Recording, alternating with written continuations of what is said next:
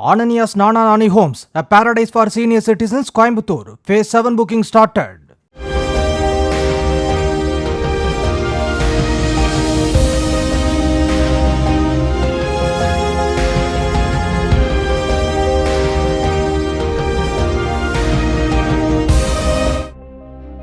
கேரளாவில் 2016ஆம் ஆண்டு நடந்த நாடாளுமன்ற தேர்தலில் திருவனந்தபுரத்தில் பாரதிய ஜனதா கட்சி சார்பாக போட்டியிட்ட ராஜகோபால் வெற்றி பெற்றார்.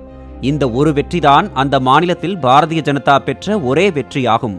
மற்றபடி பொது தேர்தல், சட்டமன்ற தேர்தலில் ஒரு தொகுதியில் கூட அந்த கட்சி வெற்றி பெற்றதில்லை. இதனால் கேரளாவில் கட்சியை வளர்க்க பாரதிய ஜனதா கட்சி கடும் முனைப்பில் உள்ளது. இதற்காக முதலில் நடிகர் சுரேஷ் கோபியை வளைத்து போட்டது. சமீபத்தில் சுரேஷ் கோபியின் மகள் திருமணம் நடைபெற்றது. பிரதமர் மோடியே முன்னின்று திருமணத்தை நடத்தி வைத்தார்.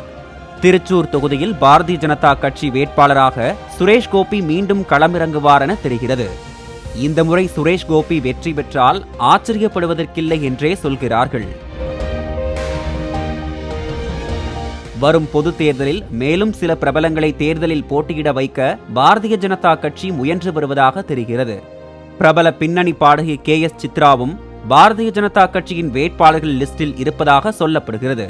சமீபத்தில் ராமர் கோவில் திறந்தபோது ஆதரவாக சித்ரா பதிவு ஒன்றை வெளியிட்டதும் பலரும் அவரை விமர்சித்தனர்.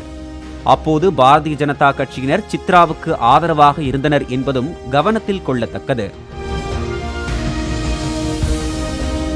திருவனந்தபுரத்தில் இஸ்ரோ தலைவர் சோம்நாத்தை களமிறக்க திட்டமிட்டுள்ளதாகவும் தெரிகிறது.